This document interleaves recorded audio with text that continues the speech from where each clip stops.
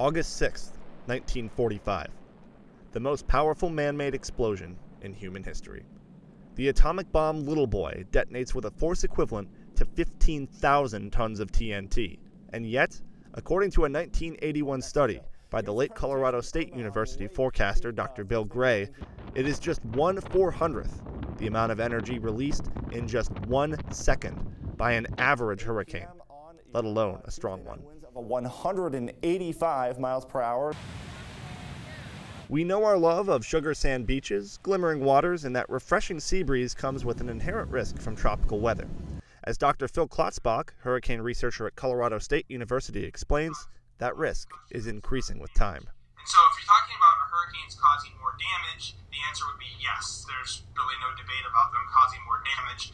But we published a paper last year in the Bulletin of the American Meteorological Society where we showed that there's a huge increase in damage. Most of that increase in damage to date has been just due to increases in population and wealth along the U.S. coastline. More people living along the coast, and also we're just more affluent than our parents and grandparents were, so there's more stuff to be damaged when these storms come ashore.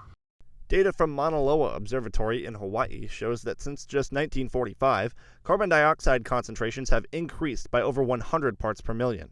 And because we've mainly powered our growth with non-renewable energy, as this NASA animation demonstrates, the United States has warmed by approximately 2 degrees Fahrenheit in the last 70 years. Here's the thing.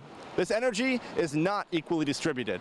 In fact, according to the expert group, Ocean Scientists for Informed Policy, 90% of the energy added to Earth's atmosphere has wound up here, in the Earth's oceans, where it can feed increasingly powerful hurricanes. A 2018 study published by MIT professor Kerry Emanuel found that since 1980 there's been a 200% rise in the number of major hurricanes, and a nearly 400% increase in the number of Category 5, the most dangerous. To get a sense of the scale of the additional energy trapped in Earth's atmosphere, SNN spoke to space scientist Dr. Dylan Bell, a physics and earth science teacher at Pineview School. Yeah, after all this calculations, I was able to kind of bring it down to this one table for you guys. And what we can see is the total energy in kilotons of TNT. So each one of these numbers represents a certain value in kilotons of TNT of energy. Now the first value here is atomic bomb. It has around 20 kilotons of TNT. The average hurricane, which is around 5 days of length, is around 64 million kilotons of TNT. But then, when we kind of get to the global oceanic energy increase, that number goes up even larger. So we get up to around 87 billion kilotons of TNT. It's true that before satellites were invented in the 1960s, observations of hurricanes were far less complete. We often relied on observations from the likes of you and I, coastal residents, passing ships and buoys well out to sea. This is why Brian McNoldy, Senior Research Associate at the University of Miami, summarizes recent research cautiously. Climate change will probably make them rain more. It could make them more intense on average.